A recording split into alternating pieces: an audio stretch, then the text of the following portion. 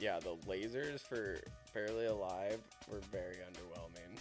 The merch, when they do it well, it is another form of their artistry, because their artistry is coming through in the music that they make. Their artistry is coming through in the production that they create with their team. Hairitage from Tahoe Live. And he was so good. The guy's like this, and then the other guy was like rubbing his nipples, and I'm like, what the hell is going on right now?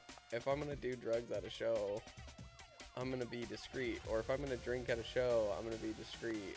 If under 21. Bug police has to sneak in to be able to get in, and they provide testing and they provide education. And how many people does that save?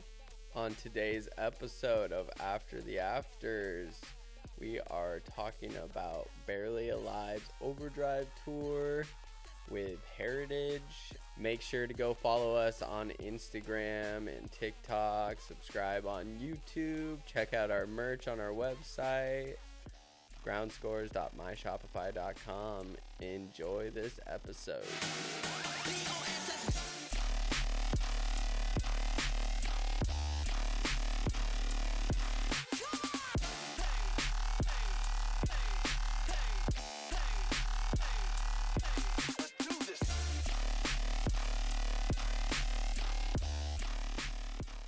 So why do crystals have different powers? Different frequencies? Why do you and I have different frequencies? We're made up of different things. Each stone or crystal is made in a different way, from different elements, or different processes. They're like, density or hardness is different. They're not all the same. And then everything holds energy. Yeah, and it just is, it like proves that everything is alive. Yeah. Okay, are we starting, or what are we doing? We already started. You didn't even give an intro. Yeah. Who needs that? The best podcast. That's how she feels. You just start. That's how she feels about that. Okay, well then let's start. Let's talk. Let's talk. Give me the good. The good? The good. Not just the good. The good. Yeah. I got it for you. It's right here. It's in my pocket. Oh. I thought you were going to flip me off. Yeah. Where is it? Here's the good. All right. So who did we see? We went to a OC show at the Observatory, mainly because Hairitage was playing. That is the only reason. Only reason why we went. It was Barely Alive's Overdrive tour. But we saw that Hairitage was what would you call it, main support? Yeah, because we didn't really know who was going to be the openers. And it was Neotech, which yesterday I was in the car and our song comes on. And I was like, oh yeah, this is pretty good. It's Sippy and Neotech. Really? Yeah, and I have it saved in my library. I was like, I didn't even realize that I have music by him in there. And it was really good compared. I was like, why did he not sound like this? He played tracks that I liked. Yeah. He had some cool tracks that I've never heard. Yeah. I'm telling you that I want to find that London Bridge Black Eyed Peas remix he made. I don't know if he made it. That one was good. Yeah, he played it for a short bit, but I was like... Yeah, that one was really good. It was a rhythm, right? It was kind of slowed down, but like really bass. Yeah. Yeah. Yeah, he had some sick tracks. Yeah, both openers. The first guy was Edison Cole. Edison Cole? Edison Cole. Why did I think it was Cole Edison? I don't know. You think that's his name? Or maybe he was like... He likes light bulbs? Yeah, maybe. Maybe a light bulb just popped in his head. He's like, oh. My name's Cole, but there's a light bulb. Edison Cole. I liked his energy. Yeah. His set, he was pretty locked in. Like I said, if I was at a music festival and I walked up to him playing, I probably would keep looking for other stuff. But for that show, I was happy with that. Mhm. The energy was good. Yeah. It just kind of made me think of like when we saw Enzo's show, like the energy from Bluka Mhm. was not like that. So different artists, how they just the energy they present on stage. Yeah. It's different. Yeah. Which is, it's nice though because you could feel it. Like there was, I mean, we got there somewhat early-ish, so we could get a good spot. And I don't know, for between the first two, I could feel the first one more than I could feel the second one. The first one, it was like, it was good. I was feeling it. Like you could feel the good from him. The second one, it just felt like it felt like a little empty at first, and it felt like he warmed up into like to then you kind of started feeling it a little bit. But there was a lot more hype for the first guy than there was, I feel like, for the second guy. What, from the crowd? Yeah. Which, really, yeah, I have that song stuck in my library, but like I've never heard of either one of those people. But the crowd was, I even saw this girl, she had like a perler on that was like Neotech. Yeah, I saw that. And I'm like, I've never heard of these people. I know, and this gal's like the biggest Neotech fan. Yeah. So maybe it's just because the genre and Barely Alive is like mainstream EDM, that the dubstep that doesn't allow for much outside of that. Mhm. That it's like a typical, if you listen to like this, then you're not really expanding your horizons within music. But I don't know. I've never heard of them. But they had a good crowd in the beginning. Really good. I think he was. I genuinely think he was surprised that there was that many people for his set, the first opener. Well, to be fair, it is an 18 and over show. Mm-hmm. And how often do we have shows close to us like that? I mean, that was what, like a 15-minute drive? Yeah. Like, if that, it's not that bad. And also, how many shows like that close to us for 18? Yeah, because the majority of that crowd, they were all babies. Yeah. I saw in the crowd, like here or there was like older people, and they were further back, in the back, away from all the young ones, which I don't blame them, because like kids who are just freshly 18 are obnoxious. But if I was 18 and I have the opportunity to go to something like that, I'd be there from the beginning, because I'm gonna take every bit of opportunity to get as much of that in as possible. Yeah, I didn't have anything local growing up. I didn't even know any of this stuff existed. Yeah. Yeah. Until like 2021. Mhm. It's so crazy. Right? Isn't that so crazy? 2021, I went to my first show, Zed's Dead. That's a great choice. I know. So good. To be introduced into this culture. You had stepped no foot into clue a different, what I was getting into. You stepped foot into a different dimension. Yeah. And I had never even heard any music like that. It was a week prior.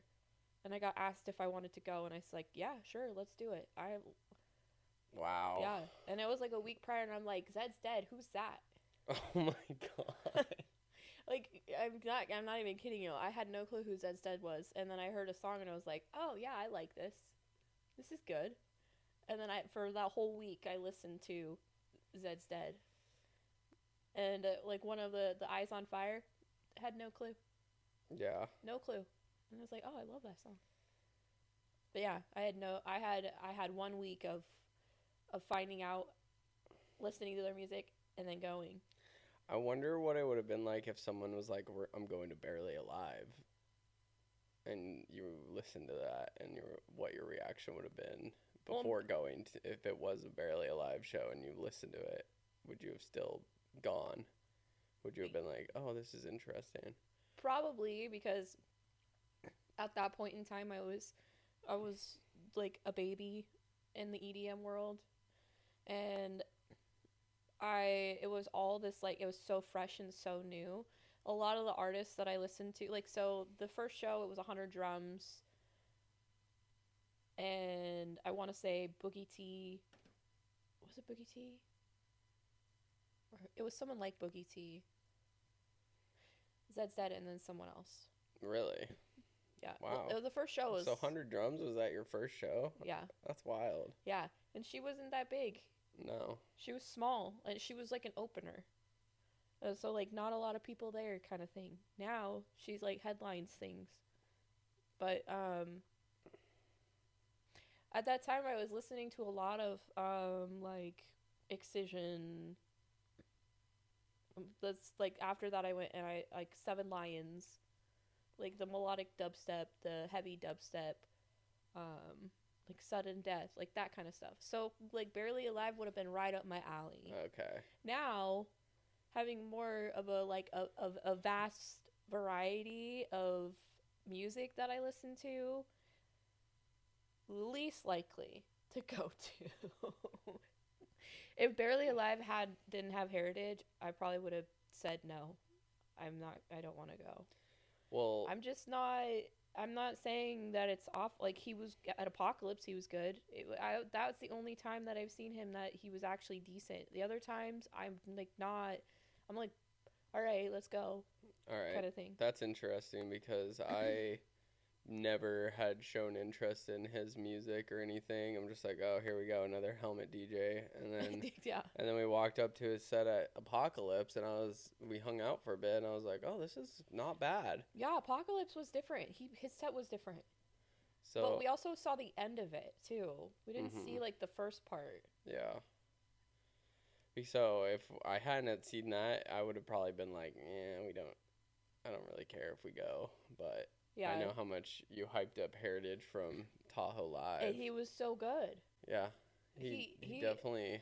he's definitely still, like, very heavy. He was playing heavy stuff like the other artists that opened, but it kind of was more, it hit different. It's his flavor of it. Yeah. When I saw him at Tahoe Live, he wasn't like that. Oh, really? Yeah, so, like, he played, like, the nice thing that I like about him is that he played to his style, but also at the same time to the crowd. So, like, this show was different. This show was more rhythm. This show was heavier. Whereas Tahoe Live, he played more, like, the wubby, bassy, like, because, like, that was the same night I think Zen Selecta played. Mm-hmm. And she's, like, that experimental bass. A lot of the artists that weekend was experimental bass. And so he played more towards that, but still his style. Because I think he played the same night as Peekaboo. And it was like a perfect transition from him to Peekaboo. Yeah, I could see that. Because I was watching those videos days before this show and of him at Red Rocks. And it was a little different. Yeah. The videos from Red Rocks were different but that was also, I'm pretty sure, at Wakan Rocks. Yeah. I feel like he's an artist that has the ability to, like, he's like a chameleon. Uh-huh. Like, he's able to keep his own flavor, but he's able to play to what crowd he's in and do it well. I could see that. Some artists, I feel like, don't do it well. Like, Illenium, I love Illenium, but, like, when he plays his music to certain crowds, it doesn't get felt the same. Interesting. Yeah, I mean, if Hairitage is on the Barely Alive tour, maybe he's playing more to that yeah, crowd. I mean, it makes sense. It makes sense. You want, I mean, you obviously want art, you know, you want to have the following and you want to play what is you. I don't know. I think he's a underrated artist for sure. Yeah. And his mixing too, like his songs, how he mix it would be like one like three different songs just boom boom boom, but the way he mixed them was so smooth and so good Yeah. that it wasn't like you weren't feeling like you were just abrupt within the song, switching from one to the other to the other. Yeah, I didn't really feel like he had any weird transitions, and it was very a smooth set overall, and Yeah. lots of variety. Yeah. I'm learning that I like the artists that mix the music with the multiple songs, similar to how Pretty Lights goes from like little samples of songs Yeah. within one song, and he's like, here's one sample and here's another sample and another sample and another sample. I'm finding that I like artists that do that really well. Yeah, because they're kind of like live performing. They're adding in different types of music. Where Pretty Lights, he's mixing on Ableton Live. Yeah, I mean, obviously it's different. Yeah. The way he does it, but I'm saying in the style that he does, since going and seeing that live, now I really enjoy that when an artist is able to do that. Because there was someone that we've seen recently also that did that. And I feel like they did it really well as well. I don't remember who it was, but No Good. maybe it was No Good. Someone like that. Maybe. No, I don't think it was No Good. Maybe it was Super Task. Okay. Yeah. Because Super Task had some songs that he played where it would have like a small sample here, but it was like very short and very little. So if you're not really paying attention, you wouldn't catch it. It would be just like a 5-second snippet of something into the song, but it just like completed it. Yeah, I like how artists will just mix in samples. It's not like a whole remix, but yeah, it's fitting for how it blends in with what they're playing. Yeah. Yeah. And then the first two openers, we were getting fucking techno. It was beats. like a mix of techno into it, which was, I mean, they did it well. It's like hard style techno and stuff. Only one person mixed in the hard style, and you can tell because one the BPM goes up, but also it's the hard style. It's like a kick drum, or maybe it's like is it a kick drum or like a cowbell? It's like dong dong dong dong. It might be a cowbell. More cowbell. More cowbell. No, I mean that Edison Cole, if it was because he said he was playing a new track and it went through like 3 different genres, so I wasn't sure if that's the whole track. I thought that was really cool. Yeah, it was pretty good. Some good artistry. I was like never into that sort of music, the techno-y stuff, but I've found over the years, like with drum and bass and techno and the tech house stuff, I just find myself like in this very like flowy trance. Well, if you can use it to your advantage, if you can utilize your breath work and finding a rhythm within your body and the breath work to the beat of the techno, it's super freeing. I could see that. Yeah, but you have to find the rhythm between the two. Because I could see people at the show that night when it would come on not be into it. Like the guys on the first opener, it's 9 o'clock and they're freaking headbanging on the rail. Hey, I mean, that's just how it be sometimes. You gotta get all that angst out. And it is kind of invigorating too when you're on like have you never been that person? When I was like 20, 21, and then I like would wake up with my neck would be so fucked. Well, yeah, because you're like using majority of your neck. If you're using your body, you're not hurting your neck as much. And so you're like, over and over again. I don't know, it's exhilarating. Yeah, I mean, You're feeding off the energy of what you're given and producing, and but yeah, I like the spot we were at. For people who haven't been to the Observatory in Orange County, it's nice. They have the pit, which is the lowest part, and then where we were at, we were the next level up, and then there's two more like that. It just yeah, there's boom, boom, boom. There's two more, and then there's a balcony, but I don't think they had the balcony open this time. No, it was. I didn't really It was see for many GA. people. I know a lot of people weren't. I don't think it sold a lot of tickets, or people weren't up there. No, I don't think people were up there. I think because the majority of the crowd was definitely between the ages of 18 and 21. Mm-hmm. Definitely younger. And most of the time I noticed that the younger kids want to be up front, down low, like just in it. Yeah. So you're less likely to see them up top because typically it's like the older people who are sitting up there because they're like, yeah, I could sit down up here and get a good view.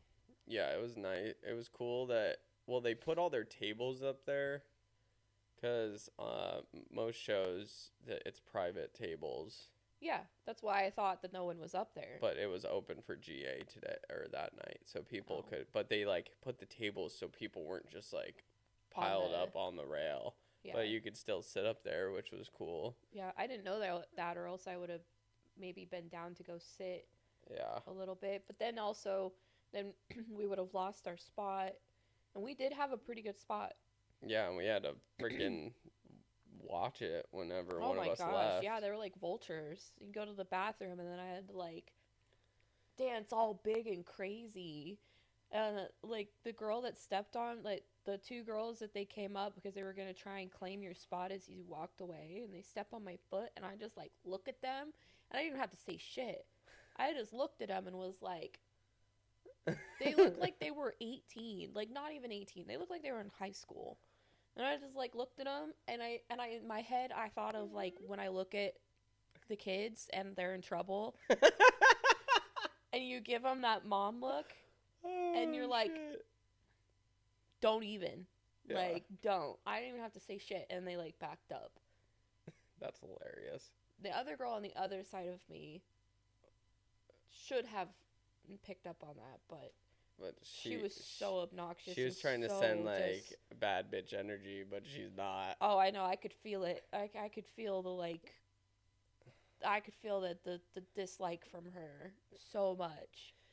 It was weird because she seemed really mellow at the beat when she first got there. No way. Behind us. But I like would look behind and like kind of like saw her, and I was like, she just kind of seemed like she was encroaching on my energy all night long. Yeah. Yeah. Like even when she was behind me, I could feel her without even looking at her. And then she would come up next to me, and she kept bumping me, and then I kind of had to like turn because she kept trying to get in front of me. Because what happens is they try to stand in front of you, so then their friends can come and stand in front of you because they're next to them, and then you're pushed out of your spot. And I'm like, no, I'm keeping my spot. So then she would start headbanging. Her hair hit me so many times because she'd just be like, poof. And there's a couple times that she headbutted me. Like her head came back and hit me, and I was just like, and this thought came into my head. I was listening to something the other day, this podcast talking about the stuff that you don't want to happen, because where energy goes, energy flows. Where attention goes. Right? Or where attention goes, energy flows. So I thought to myself, okay, if I'm focusing on the fact that this bitch is not giving me space, and she just keeps whipping me with her hair, she keeps hitting me with her head, she keeps stepping on me, if I keep focusing on that, she's just going to keep doing it more. Yeah. And so like changing that thought process within myself, and then I just like visualized this like energetic wall between me and her stupid little boyfriend that kept, I swear to God, he stepped on me every 5 minutes, and he'd be like, oh, I'm so sorry. and then he would do it again because he was just so fucked up. They were just obnoxious. So I imagined this wall between us, and then I like imagined pushing that wall away. And when I did, he started to get further away, but she like resisted it and then finally went away. But like there was times I looked over and she's just doing her thing and he comes up behind her and shoves her head down. Like you know, like yeah, like that. And just shoves her head down and then just walks away. And I thought to myself, I swear to God, if you ever came up and did that to me, I would turn around and be like, what the fuck? Not okay. Wild. I felt like they were almost giving this energy like they were trying to be annoying, and then what he's saying, oh, I'm sorry, but it's like, you're not actually sorry. You're just trying to get me to get so annoyed that I will leave. Yeah, 100%. Because the couple that we stood next to when we first got there, and you give him a sticker, and he was like, oh, I just saw, it was before the Soul of a King comment. He said something else. He had seen, oh no, maybe he was like, I'm so excited to see Hairitage. And I was like, oh yeah, have you seen him before? And he's like, no, I haven't. And I was like, oh, he's really good. He's like, yeah, I just seen Soul of a King. And that's when I didn't say anything. Because I'm not going to sit and be like, oh yeah, so great. Because my opinion on it is way different. Mm-hmm. And then all night, and he was weird. Like, they were sitting there, like, touching each other's man titties and, like, being weird with each other. The bros? Yeah, the bros. There was some weird shit going on next to us. Like, I looked over, and the one guy, the kid with the shirt off, was like, with the fat guy that we talked to in the beginning. Interesting. And the guy's like this. And then the other guy was, like, rubbing his nipples, and I'm like, what the hell is going on right now? Like, this is fucking weird. Man, I want what they're having. Right? And so the bigger guy, every time I look over, he gave me the meanest fucking look every single time. Really? Yeah. Like, just not the night, and the energy that came from it was like, no, you go that way. But they were very obnoxious. But yeah. Yeah, I don't know. What's to expect? It's an 18 and over show. They're having some sort of like bro union. There was a point where there was like 5 dudes in a circle, and they're all doing that shit, and they're all touching each other's man boobs, and it's like, and the one guy, like, as they're doing this, the one guy's like, yeah, woo, and I'm like, what in the world? It's all love, I guess. Yeah. It's all love. I don't even know what to say. And their women are just ignoring them. Like, their women are, like, standing in front having a good time, not being weird. Yeah. But the guys, it's like, I don't know. Maybe they can't let go in their normal lives, and this is where they let go all of their gayness. Like, you know, is during this time. Because it's acceptable. It's, you know, everyone love each other. I love it. I don't know. That's amazing. But that the crowd was actually surprisingly not as bad as I thought it was gonna be. Because when you said it's 18 and over, I'm like preparing for like when we go to exchange and the crowds are awful. Yeah, well, a lot of the young people I saw there were just kind of like standing there, like, where am I? What do I do here? Like they've never experienced anything like that, and it was like their first time. Yeah, you could tell. You could tell who was young. Yeah. And who had been to a show before, or who had like was older and had like experience at being at a show like that. Well, you could also tell because they were getting fucking busted. Yeah. Like I saw, as soon as we stood up at our spot, I saw the black security guy up against the wall. Oh yeah, and he kind of blended in. Yeah, how funny is that he's black, and he's blending into the black wall with his black clothing, But he didn't open his mouth once, because if he opened his mouth, then they know he's there. they would have known he was there.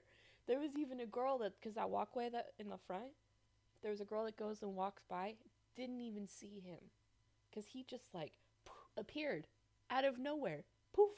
But she was already walking past the point of view where like she didn't even know he was there. Yeah, it made me wonder, like, is he there so that you can't really see him, and then he's like just shines his flashlight? Because did you notice, like, when he was when he first went into the pit to talk to this girl? Yeah. I was like, I'm like trying to not be like so like what's going on, like fixated on it, but I can't help it. And he went up and talked to this. She looked, 18. I'm pretty sure it's because she was drinking someone's drink. Okay. And obviously, if you're not 21, you shouldn't be drinking alcohol. And so... Yeah, I think older guy, because he talked to her, and then he talked to this black dude who was older, and then another dude, and I think that it was because, they were probably sharing. Yeah, because she was like, I saw her, she was like, no, I'm not. I don't know. It's like, dude, when I was that age, I never got busted for anything like that. If you knew you're not supposed to be doing it, then why are you doing it out in the open? Just like those kids that were right down, and they're just taking a bump out in the open. Yeah. Who does that? There was a guy, like, we're a couple feet above the pit, and you're up against a rail, and you're clear as day. And before that, I saw a guy across the way do a bump, and none of them saw it, this big dude. And I was like, damn, you're not even gonna turn around. I just saw that clear as day. And there's a guy right next to me. Like, they're not going to let that fly. Yeah, and they were watching it like hawks. Yeah, and then I watched the black security guy watch this kid pull out his bag and, like, put his spoon in, and then they shined him. Yeah. And then the girl was, like, facing him and was... Deer in headlights, just like... And he just, like, was like, and, like, playing it cool, and then... The security guy sent this chick over there, but she didn't do anything about it. No, like, so then they sent another person over there, yeah, and then they took him out. Yeah. So I wonder what they told him. They probably made him leave. To be honest, they probably made him leave, because it's if they see you knowingly doing something, they're gonna make you leave, or if you don't leave, they're gonna call the cops. Yeah. Because it's a liability on them if something happens. Yeah. Because you're doing drugs. Yeah. And they've seen you do the drugs. It's not like they're aware that people are going to do drugs, but they have to do everything to make sure that, like, knowingly that that's not being done, like, out in the open or whatnot. It just cracks me up. Yeah, no, that makes sense, because, I mean, you're being an idiot. Like, what makes you think, like, this is a sanctuary for drug use? It's not. Like, there's still laws in place. Like, you have to be, if you want to be, you got to be sneaky. Like, I could literally stand there and do it. Like, you've seen me. Like, I can literally stand there and it'll, like, you won't even notice. Yeah. Or if I'm like, oh, it's kind of open, I'm going to turn around and, like, face someone or. Yeah. Well, it's not only that. It's like, if you should probably be smarter. Like, they have little things that you can put it in. It looks like a vape. Yeah, that you could literally just be like a vape. They're speed bumps, right? Or something. Yeah, they had those people when we went to Pretty Lights. Yeah. I told you out on the tubes. Yeah. And it literally looks like you're passing a vape around. Yeah. And then it reminded me of just now at Apocalypse, when the second night when we were sitting in the back, these two younger Asian guys got up, and then they were like, all right, we're in, like, now's the time we can do some drugs. And as soon as they pull it out, a trash man guy, an old trash guy going through picking up trash, was like, nope, not gonna happen. And they were like, oh shit. And then he, like, just kept walking. Yeah, because he was fucking with them. Yeah, but he was like warning them, like, you didn't even look around. Like, I'm not a cop, but I'm working, and, like, you're doing that clear as day in front of me. Yeah. Like, no. It's because I think it's because the festivals and the shows and stuff have become so popular compared to like 10 years ago. Now it's such a common thing that now it's like, oh, if I'm in that, like this is like an acceptable extracurricular thing to do there, that I'm not going to get in trouble. Yeah. Like I'm not going to, what are they going to do to me? Like that's the mentality. What are they going to do to me? Yeah. Like you could still get in trouble. But like the thing is too, because I feel like they were cracking down more than what they normally do and keeping an eye out, because it was an 18 and over show, and if something happened to some kid, because the older you are, the more likely you are to have self-control and to know your limit. But when you're 18, you don't have the friends to tell you, "Hey, you've had enough." You don't have that self-control to know your limit if you've even ever found your limit. And so the liability that it puts on them with having an 18 and over show, and if one of those kids decided to do too much and then overdosed in that crowd, that could prevent them from being able to have that type of show there, because why take the risk? Yeah. You know, so then it takes away the opportunity of having an 18 and over, and then those 18-year-olds don't get to experience that, don't get to have that fun. Like those shows especially, like I am glad that I carry Narcan on me for the reason that those kids, they don't know. Like they don't know when to stop. That's true. They're just like, Yeah. "Oh my god, I gotta get fucked up." I mean, I remember being 18. Being 18, it was like, "Oh yeah, my goal, get fucked up." Yeah. Now it's like, I don't want to get fucked up. I want to be able to enjoy my time, but that's because I've like grown and matured and went through that and did the whole phase of let's get fucked up. Yeah. And I mean, I've seen a lot of people, like when I was growing up, going through it. I mean, you either you learn your lesson from getting too fucked up, or Yeah. you don't learn your lesson and you continue down that path, and usually you die. Yeah. Like I've had so many friends die. Yeah. So it's hopefully, yeah, that night, it's 18 and plus. The security's like, if it's, like you're saying, to just keep people safe, then it makes sense. Obviously, that one kid, he looked like he looked young, but he looked like a veteran, or he'd been doing, at least he had like a big Grizz jersey. It looks like but he clearly wasn't smart enough to just turn around. Yeah. He was so fixated by his like bitch like wanting drugs from him, and it was crazy to me. But Yeah. because I feel like my older friends maybe, or I just was not stupid and was just, oh, if I'm gonna do drugs at a show, I'm gonna be discreet, or if I'm gonna drink at a show, I'm gonna be discreet if under 21. Like, cause I went to festivals before I was 21 for years. Yeah, but And you probably had people around you. Yeah, I had that older were people like, around yeah, me. exactly. See, Yeah. you had older people. 18-year-olds don't typically have that. Yeah. They're typically surrounded by other 18-year-olds who haven't learned yet what taking too much causes, and whether it be you yourself overdo it and you end up needing medical attention, or like me, like taking too much and being like, oh fuck, I don't want to do this again. Yeah. Or you have someone close to you that does too much, and then you have to watch that. Mm-hmm. And you watch them die, or you watch them come close to dying. Yeah. That's an eye opener too. Like for me, that was the biggest eye opener of like, I need to know where my limit is, because I don't want to be. I knew how it felt watching my friend do that. Friends, because multiple people I've experienced where they overdo it, and then I'm the one that has to be the adult in that moment and make sure that they're okay. And I don't want to ever have to put that on someone else.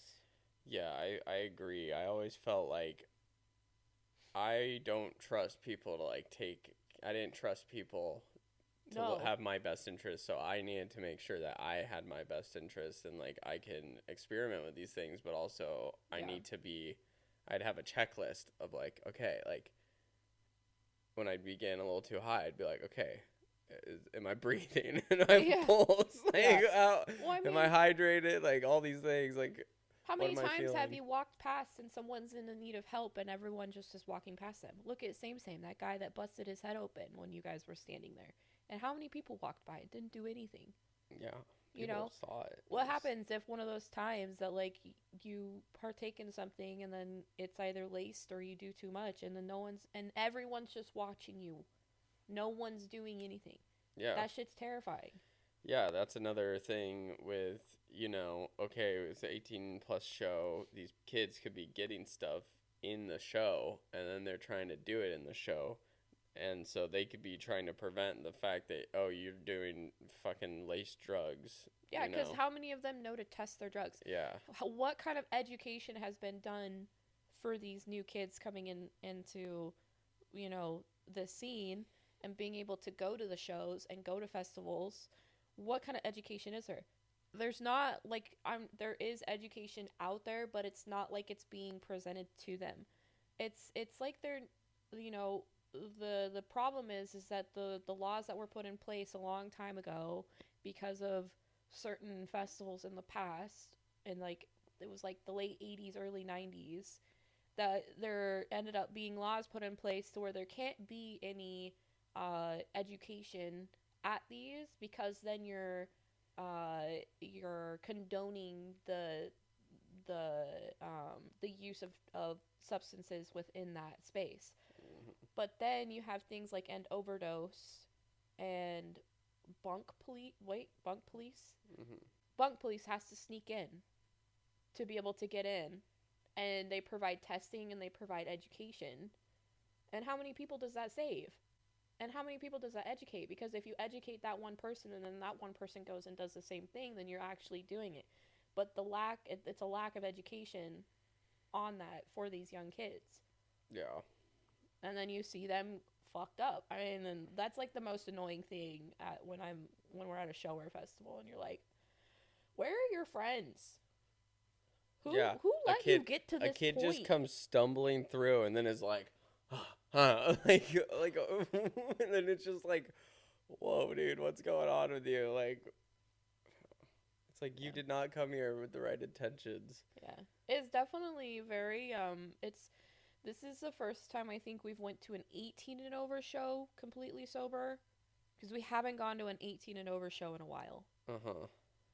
And experiencing that sober was a real test of patience as well as a show in itself, because I'm watching everyone around and I'm seeing how everyone is acting, and it's just like, yeah, because it's just so interesting. It's like a human experiment type thing. Yeah, because we had pretty good energy that night, yeah. And we were dancing a lot and just having a good time. And I know, I was thinking, is it usually like this up here? Because we have never been up there at a show. We've never been at that spot. We're typically in the middle, in the gunk of it all, which now knowing that it's not that bad right there. Just show up early. We're going to show up early and although I do think next time we need to be on the other side by the bathrooms. Yeah, that's smarter. But it was so much better there. And when I walked to the bathrooms because I didn't know that walkway was behind. So I went through the crowd. And that crowd was so thick in there that I was like, I am so glad we are where we are. Because even though those kids were obnoxious, we still had plenty of space. Well, yeah, being able to have that railing in front of us, we were able to, like, decide, okay. And people weren't really up against me, behind me. There was kind of like some older people right behind me. The older people tucked around the edges, if you noticed. Yeah. I looked around and I could see it was like older people around the edges and then up around the top, and then all the young people in the middle. Yeah. Like, the young people were smushed in. The older people all had space. Because we know what's up. Yeah, it's so cool to go to shows and just people watch and watch how society. Yeah. Yeah, the lasers for Barely Alive were very underwhelming. Yeah, you told me that they were going to be 360. Yeah, I saw And it. they were this side and this side. They were just going like this. Yeah. But they when you say 360, I'm imagining there's lasers going all the way around. So I'm Me like too. waiting and Me waiting. too. And I'm like, are there lasers that are going to go this way? No. I'm like, that's a lie. False advertisement. That's not 360, dude. Yeah. That's two ways. They were hyping it up online. Yeah. They're like, Overdrive tour, 360 lasers. And then I'm like, what the fuck? And the guy, whoever their lighting guy is, like, he doesn't even know what to do with the lasers. They weren't even No. on during the right, like, I was taking videos and I'm like, this is when lasers should be on. Yeah. It was very, not in sync with when you felt like it should be. Yeah. It would be like for a brief moment and then it would stop and you're like, this is the point when you should have them. Not these other times. It was, I mean, yeah, we were at Barely Alive for, Well, yeah, I mean, half an hour. yeah. Almost. I mean, I had class in the We morning. were all ready. We were both ready on to board go. to not stay for Barely Alive, really. Yeah. I saw Hairitage. That's what I wanted. He's a tall dude. Yeah, he's a big guy. Yeah. And I'm telling you, Barely Alive had the same shoes on, it looked like. And he was also tall. Is Barely Alive's identity out on the web? Is it public? I don't you have have my your phone. I don't have my phone either. That'll be something we need to look into. Yeah. He was also tall. Yeah, he's wearing a helmet. No, you could tell by his body, like, how tall he was. Yeah. No, and that makes you think, do artists... Would an artist who's not popping off as much, but has good music, has good sets, do they rebrand with a helmet on? Like, is Richard Finger some really good artists that were, like, not getting where they wanted to be, so they're like, all right, let's rebrand, and now they're, like, huge. Unless they're like, I want to be able to play this music as this guy, and this music as this guy. Mm-hmm. So, like... Yeah, like... Sudden Death in the Void. They're two... It's the same guy, but they're two separate... genres. Like, they're similar, but you can tell when it's a Void set. Okay. And he also wears his skull on his Void sets. Interesting. Yeah. And then Wooly and Stumpy. Wooly is dubstep, Stumpy is house. So, two different artists, but he plays the different genres within those names. Yeah. So, maybe they wanted to switch it up, and maybe they were nervous. They didn't want the judgment, because then if it didn't go well, they couldn't be like, hey man, your side project failed. But, I don't know, there's a lot of Barely Alive fans, so who knows? Yeah. I don't know. I don't really get it. And his merch was weak. Really? I like the shirt.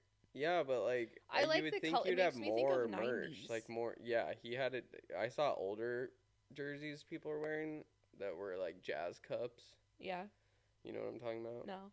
Like those those water cups with like the blue and purple kind of. Yeah, like a 90s style. And then they were, but no, they didn't have much.